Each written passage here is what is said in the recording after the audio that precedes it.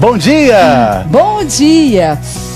Respira fundo que o bem-estar está começando, hein? Hoje a gente vai falar sobre respiração, vai falar sobre nariz. Como é que é o seu nariz? Você já parou para pensar se o tipo do seu nariz ele é assim? Ou será que ele é mais assim, mais pontudo? Será que o tipo do nariz tem a ver com a forma como a gente respira? Ou com os problemas que a gente tem ao respirar? Desvio de septo, adenoide, enfim, será que isso faz sentido? Quem vai explicar tudo pra gente hoje é a otorrinolaringologista, a doutora Tani Sanches. Bem-vinda de volta. Obrigada, Mariana. Bom dia, doutora. Bem-vinda. Bom dia. Então, quando a gente tem esse tipo de problema no nariz, que é muito comum, fazer exercício ajuda a resolver? Ajuda sim, eu sou a prova viva disso, que melhorei muito da minha rinite com exercício de respiração. Bom, e se exercício então ajuda, a gente chamou alguém para ensinar exercício pra gente. É a Meg Cabaleiro, que é professora de yoga. Bem-vinda, Meg. Tudo bem? Bom dia. Tudo bom? Bem-vinda. Bom dia. Ô Meg, muitas vezes a gente tá lendo os e-mails que a gente recebe do falecom@redeglobo.com.br, tem muita gente que pede dicas para enfrentar o trânsito, de exercício para enfrentar o trânsito, para manter a paciência no trânsito. É possível só com respiração conseguir isso? Sim, é possível. Existem vários exercícios. Daqui a pouquinho a gente vai mostrar então, né? Sim. É porque agora a gente vai conhecer uma pessoa muito especial, é uma mergulhadora. Porque é o seguinte, né? A gente ficando sem respirar, o que acontece? A gente morre, não tem como ficar. Mas tem como treinar para aprender a não respirar, prender a respiração e, consequentemente, respirar melhor. A Carol Meyer faz isso tão bem que ela é recordista, está no Guinness Book, o livro mundial dos recordes, porque já bateu vários recordes. Olha só, ela está se preparando para entrar na água, não respira, prende a respiração e fica muito tempo. Quanto tempo será que ela aguenta? Ela vai se preparar aí, ela está fazendo os seus exercícios de respiração e concentração e hoje a gente vai acompanhar um mergulho dela. Ela vai entrar na água daqui a pouquinho. Olha só, antes da gente soltar essa imagem, a gente tem aqui na mesa um cronômetro. Vou pedir o Bottini, está voltando de férias, animado e bem disposto, para mostrar o cronômetro. Bottini, 1, 2 e... Vamos ver quanto tempo a Carol consegue ficar debaixo d'água sem respirar. E está valendo! Carol mergulhando ao longo do programa. A gente vai acompanhando. Ela não usa nenhum equipamento, só prendeu a respiração e está mergulhando, me parece, no mar de Pernambuco, essa maravilha. Quem está usando o equipamento aí são outros mergulhadores, ela não tem nada. Olha só, que beleza! Só no pulmão, hein? Enquanto a Carol está lá embaixo mergulhando, a gente também vai prender o ar para ver uma reportagem do Filipe Mancuso, que foi conversar com a Ivonete. A Ivonete tem desvio de septo. Você sabe o que é isso? Será que você também tem? Respirar está longe de ser algo natural para Ivonete. Você respira bem? É pela boca. Sempre puxando o ar pela boca. Tanto é que a boca não fica fechada, né? Tá sempre aberta, porque não você fecha, você fica sem ar. Essa dificuldade é por causa do desvio de septo, que dificulta a passagem do ar pelo nariz. A hora de dormir é disparada pior. A Ivonete até usa um dilatador nasal ou pinga um descongestionante, mas é só ficar de barriga para cima que a respiração piora.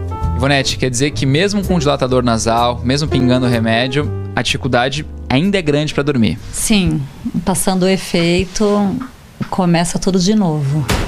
O marido dela fica preocupado e também acaba dormindo mal. A gente percebe que a respiração dela fica bem ofegante, acorda muitas vezes à noite e alguns ruídos que acabam me acordando às vezes, né? Embora tenha sono pesado. Já faz 17 anos que a Ivonete descobriu que tinha desvio de septo. Desde então, ela vem ensaiando fazer a cirurgia, mas sempre que chega na hora H, acaba desistindo. Essa dúvida persiste até hoje. Fazer ou não fazer a cirurgia? Ivonete, por que você não fez a cirurgia até hoje? Por medo. Medo dos hematomas, medo do gesso que eles colocam no nariz e medo de não ficar bom, né? Porque tem pessoas que relatam que fizeram e continua respirando mal. Ivonete, nós temos ótimas notícias para você e para todo mundo, que tem muita gente que tem medo de fazer essa cirurgia. Ela descobriu que tem 17 anos. Precisa de tanto medo, doutora Tani? Não precisa, Ivonete. Faz logo essa cirurgia. Ela não é tão complicada e o nariz foi feito para respirar e não a boca. Tem que colocar gesso depois da cirurgia? Só se mexer na parte externa. Ela tem um nariz que pode ser mexido por dentro para consertar o septo e mexido por fora para melhorar um pouco a estética. Então, para fraturar, precisa colocar o gesso depois, sim. Quer dizer que é só uma questão estética. Olha lá o nariz da Ivonete, a gente está vendo de novo. Eu acho bonitinho esse nariz. Ela tem uma gibinha aqui, né, que pode ajudar, se melhorar, pode ajudar a cirurgia por dentro, que é do desvio do septo. Giba é esse calombinho? Essa corcovinha aqui no... E quem tem isso tem desvio de septo? Nem sempre, mas é uma coisa que favorece. Olha só, a giba é essa parte aqui, né, doutora? Isso, esse calombinho aí no nariz. Esse calombinho aqui, chama giba. Nem sempre é um indicativo, mas pode ser. Porque a melhor forma de você descobrir o desvio do septo é olhando de frente e por dentro do nariz, tá? Então, para quem quer fazer um teste rápido no nariz, vale a pena ir na frente do espelho, levanta discretamente a ponta do nariz e vê se as narinas são parecidas entre si. Agora, doutora Tani, só para acabar de vez com esse medo da cirurgia, quer dizer então que quem tem desvio de septo, mas não quer mexer na estética, a recuperação da cirurgia é uma recuperação simples? Pode mexer só dentro do nariz, não costuma sangrar muito, não precisa colocar gesso, às vezes a critério do médico tem um tampão ou não, então é uma cirurgia tranquila, eu acho que vale a pena sim. Vamos ver como é que acontece esse problema dentro do nariz, fazer esse mergulho aqui. Pode chegar mais perto aqui, doutora? Vamos ver como é que funciona a entrada, a passagem de ar no nariz e o que acontece quando existe o desvio. Olha só o ar entrando. Então a ideia é que tudo caminhe simétrico entre as duas narinas. Aí não tem isso desvio mesmo. de septo. Aí o septo que está dividindo o nariz em duas partes está bonitinho. Está passando, tá tudo bem. Não precisa respirar pela boca. Não precisa. Opa, mas aí acontece um problema? Acontece. Então ela pode nascer ou desenvolver isso durante o crescimento ou ela pode às vezes levar uma bolada, alguma fratura que entorta esse septo. Aí sim, a entrada é dificultada por um dos lados. O jeito de dormir pode causar um desvio de septo, doutora? É mais difícil de acontecer. Né? Não é tão comum, não. Mas quem dorme de um lado só, porque quando deita do outro fica com o nariz tampado, provavelmente tem desvio? Então, o entupimento que alterna entre os lados de noite normalmente é coisa de corneto, né? O corneto que é uma carne esponjosa aí que incha e desincha do nariz. Mas o septo, ele é sempre igual.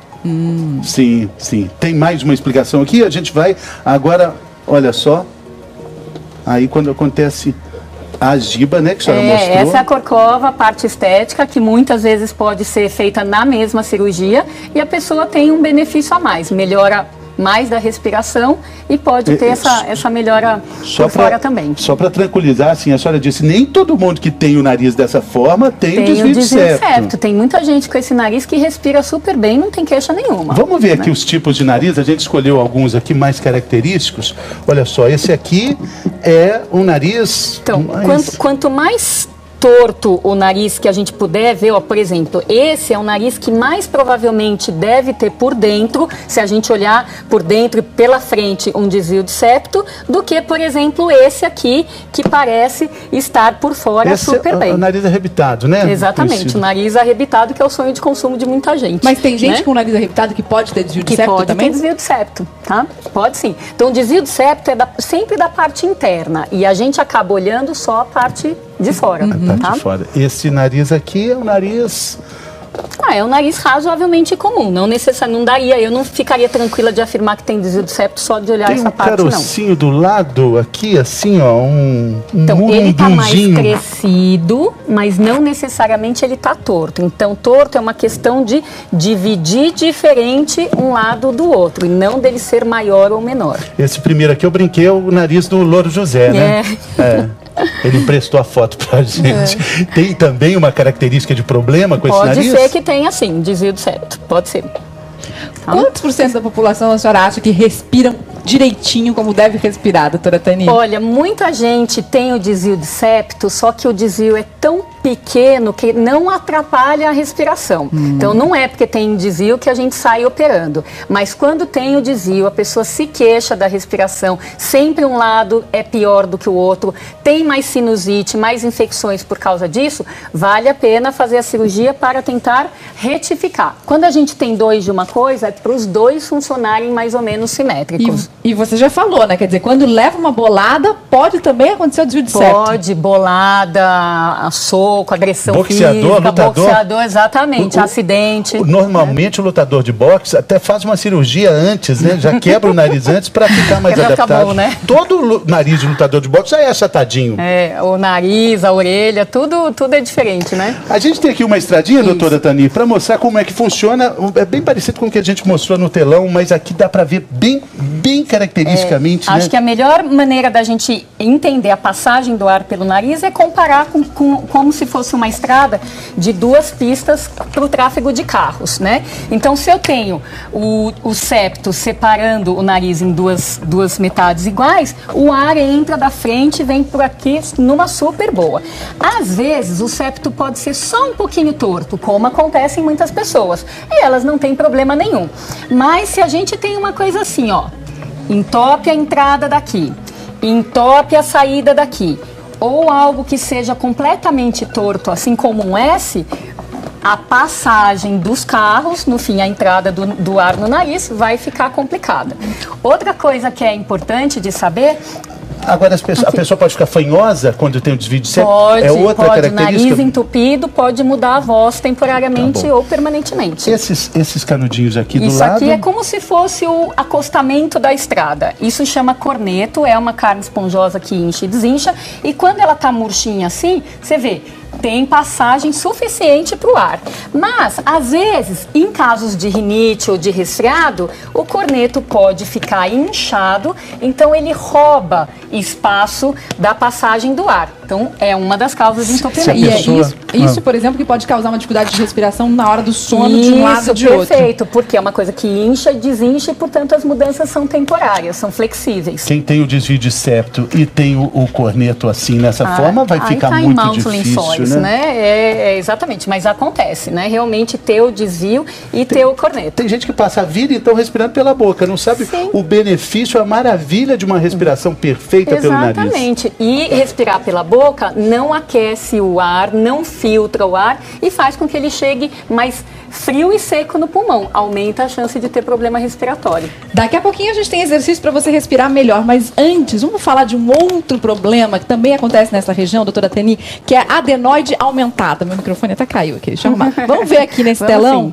para a gente entender o que é isso. Todo mundo tem adenoide? Todo mundo tem adenoide. Ela é a outra carne esponjosa do fundo do nariz e ela é como se fosse a amígdala do nariz. A gente tem duas amígdalas na boca e tem uma adenoide que é ali no fundo do nariz.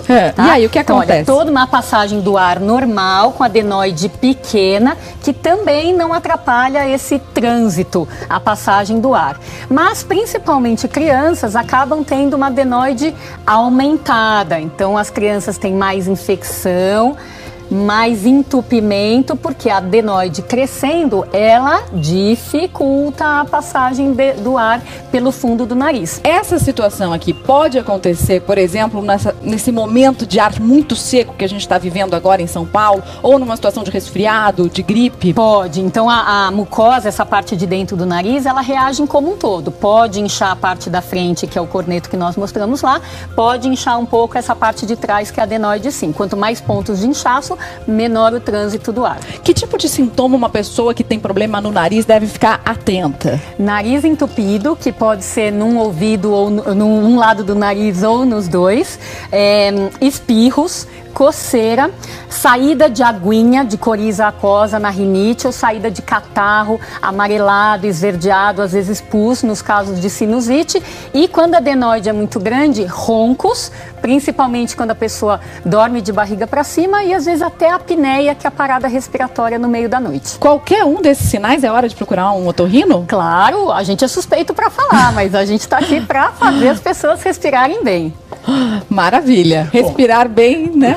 Para resolver o problema, existem também algumas formas que facilitam isso, né? Uma ajuda é esse respirador aqui, né, doutora? Sim. Como é que ele funciona? A gente coloca aqui, ele tem... Então, ele é o dilatador nasal, né? Que ajuda bastante quando o local de obstrução nasal está aqui nessa parte molinha, na parte de cartilagem. Então é onde a gente vê na televisão os atletas colocando para correr, para oxigenar melhor. E pode dormir melhor também. Pode dormir melhor. Coloca para mim aqui, por favor, para eu ficar igual o Neymar, que usa muito isso.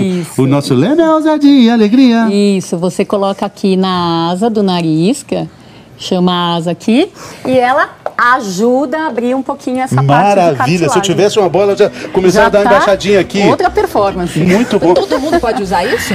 A princípio, isso não tem efeito colateral, é tranquilo. O problema é que se o lugar da obstrução nasal for lá no fundo do nariz, isso aí é pouco provável que ajude. O meu nariz, ele é mais para pequeno, para fechado. É impressionante, eu estou usando esse aparelho, já fez a diferença. Esse adesivo, não é um aparelho. Eu não sei se ele tem assim um aspecto físico favorável, mas internamente, do ponto de vista do ar, muda bastante. Porque você já pode correr a maratona agora, não é? Porque está puxando, está tendo mais espaço físico para o ar? Sim, é mais espaço físico. Então ele pega essa parte cartilagem, que ela é moldável, vamos dizer assim, ela pode ser mudada, e faz com que a entrada da estrada ali aumente. Só lembrando que o aparelho, esse dispositivo aqui, esse adesivo, ele custa R$50, uma caixinha com 30.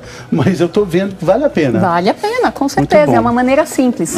E lembrando também que a gente tem uma mergulhadora hoje durante todo o bem-estar. O Amorzinho consegue mostrar o cronômetro aí? Quanto é que a gente está ali de tempo rolando? Vamos ver? Não, Amorzinho, é uma ursão. Tá bom. 13 minutos 44 segundos. Ela tá lá, Carol Meyer, debaixo d'água. Ainda não acabou o tempo rolando. Quanto tempo será que ela vai aguentar? Fica ligado que daqui a pouquinho a gente fala aqui no Bem-Estar, hein?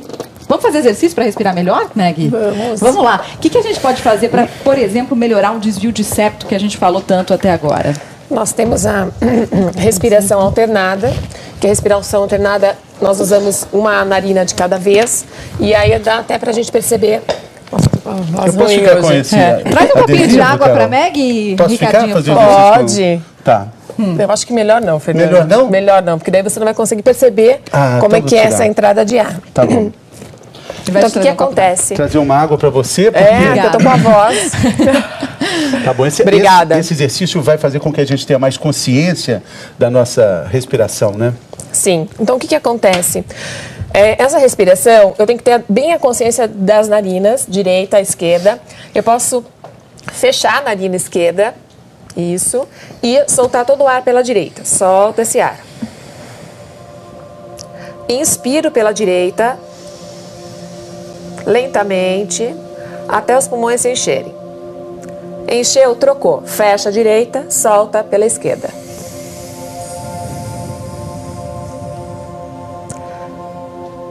Sustenta um pouquinho sem ar.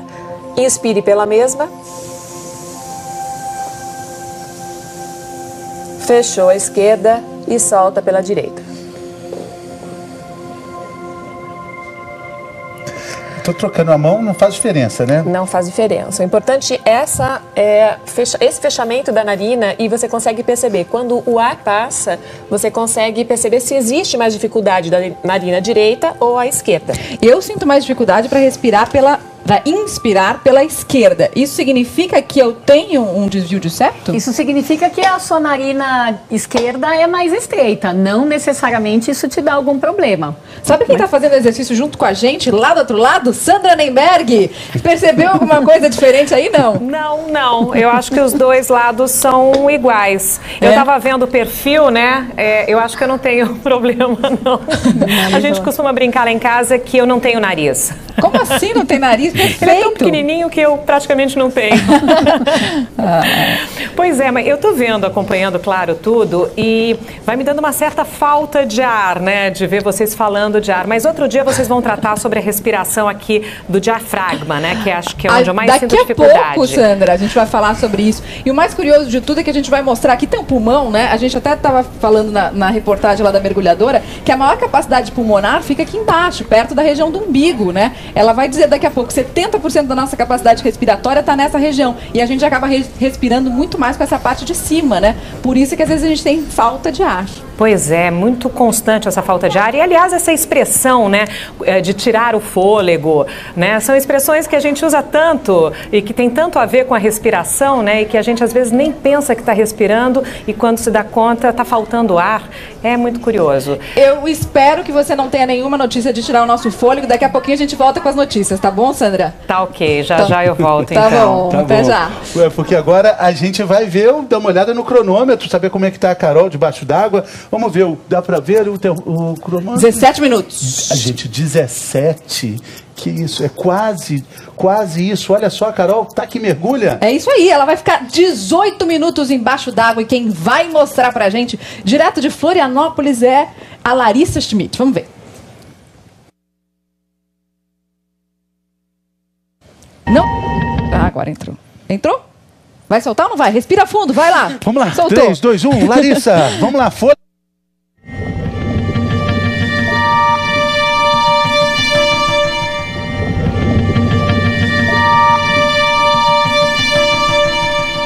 Desde que começou a mergulhar há 15 anos, Carol Meyer bate um recorde atrás do outro. Com as técnicas para suspender a respiração, foram vários índices mundiais de mergulho em profundidade. No mar, ela chegou a descer 100 metros. Na piscina, ficou até 8 minutos sem ar. E uma das façanhas foi parar no livro dos recordes. Incríveis 18 minutos e 32 segundos debaixo d'água, sem nenhum aparelho. Antes dessa proeza, ela inalou oxigênio puro.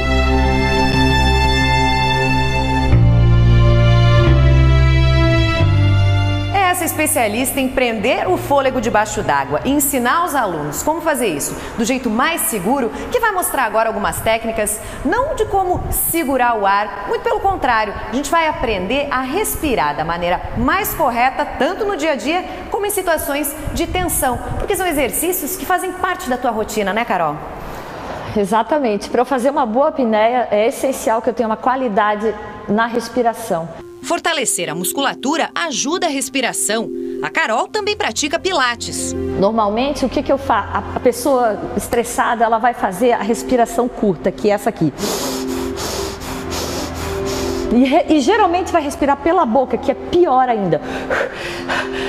Então, para a gente ventilar corretamente, o ideal sempre é usar as narinas. Então, a ventilação pela boca, a gente deve abolir, sempre pelas narinas, inspirar e expirar. Agora, atenção aos pulmões. 70% da nossa capacidade pulmonar está na região abdominal, que é a região onde a base do pulmão é maior. Então, se eu ventilar pelo abdômen, eu forneço mais oxigênio mais rápido para o meu corpo. Eu preciso do abdômen para expirar. Então, uma respiração completa se inicia por uma boa expiração, contraindo o abdômen. Para expulsar o ar, eu faço isso aqui. E agora eu passo a inspirar, dando ênfase para essa região, relaxando ela. Terceira dica, solte o ar devagar. O tempo de expiração é o dobro do tempo de inspiração. Não precisa ser matematicamente o dobro, mas precisa ser mais longo do que a expiração. Dica número 4, calma. Normalmente, o que a gente faz é viver estressado, correndo, sem tempo para nada, inclusive para respirar. E respirar é vida.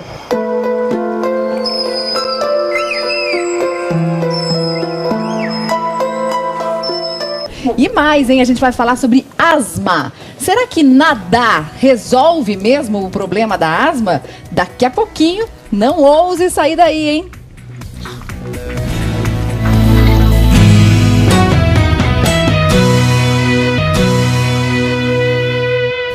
Saúde, estamos de volta. Hoje a gente está aprendendo a respirar. Estamos falando sobre problemas respiratórios e entre eles a asma é um problema terrível. A gente vai ver que uma grande solução pode ser a natação. Uma pesquisa em Campinas indicou isso. Quem mostra pra gente é a repórter Cristina Maia. Vamos ver. Foi conduzido pelo Centro de Investigação em Pediatria da Unicamp.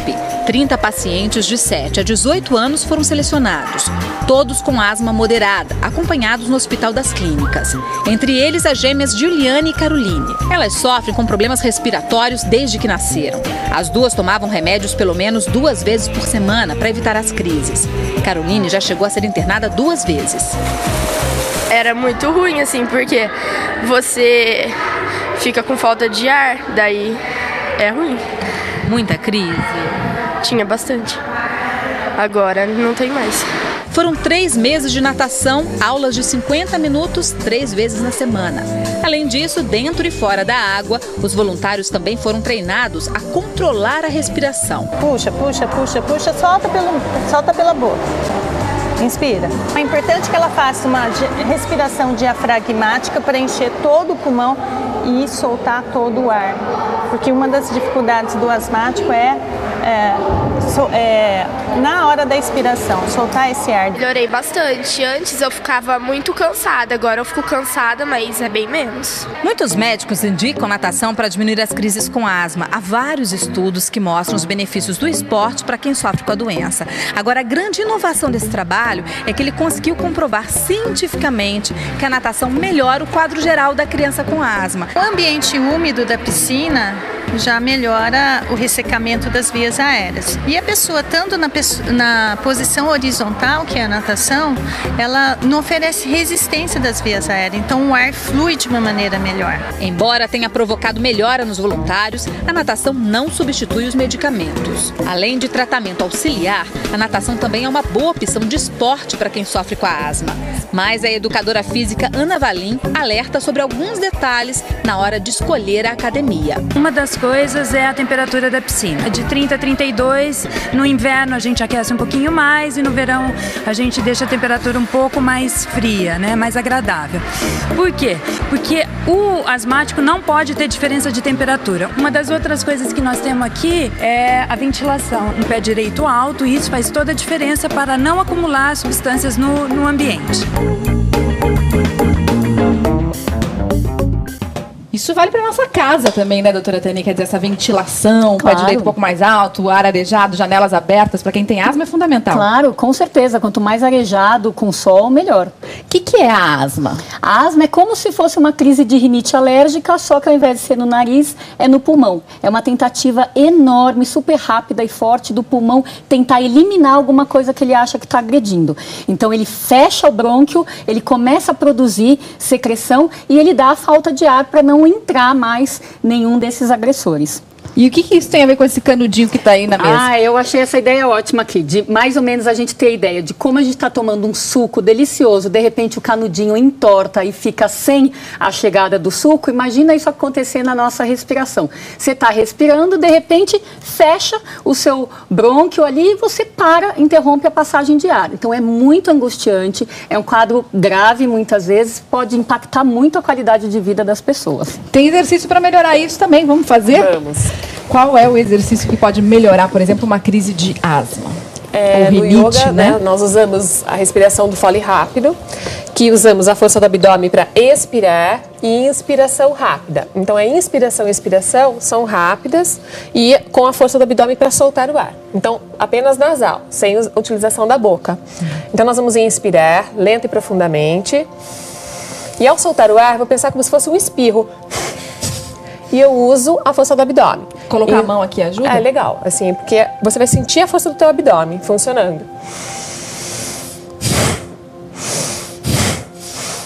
E você pode ir acelerando essa respiração, mantendo o fluxo da inspiração e expiração e ajuda a oxigenação também do corpo.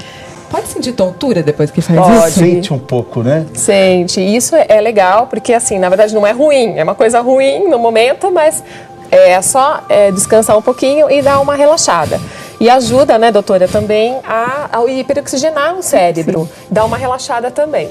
Agora, Meg, e exercício para quem está no trânsito? A gente falou no começo do programa. Muita gente escreve para o fale@redeglobo.com.br pedindo paciência no trânsito. Tem alguma dica de respiração para ajudar essas pessoas? Sim, temos. Então, o que acontece? Quando a respiração é rápida, existe a ansiedade. Se você tem uma respiração lenta, controlada, ritmada, você controla a sua ansiedade. E também controla o tempo dessa coisa. Ai, quero chegar no lugar, eu estou no trânsito, estou fechado, estou perdendo hora. Então, nós vamos controlar tudo isso dentro do corpo através da respiração.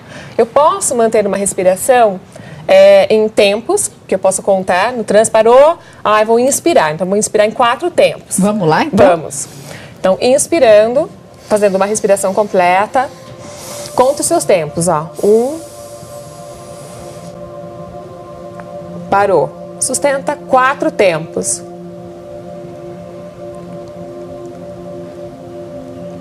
E solta em 4. Isso. E sem esquecer de segurar o volante com as 2 mãos? Não, você pode ir contando mentalmente. Sim, tudo bem. Bom, a gente vai contando por aqui e o nosso tempo está acabando. Aliás, já acabou. Muito obrigado, doutora. Muito obrigado. Obrigada. Muito obrigado pela sua companhia. Amanhã tem mais. Estamos esperando. Cuide da sua respiração e a gente se vê de novo amanhã, gente. Até.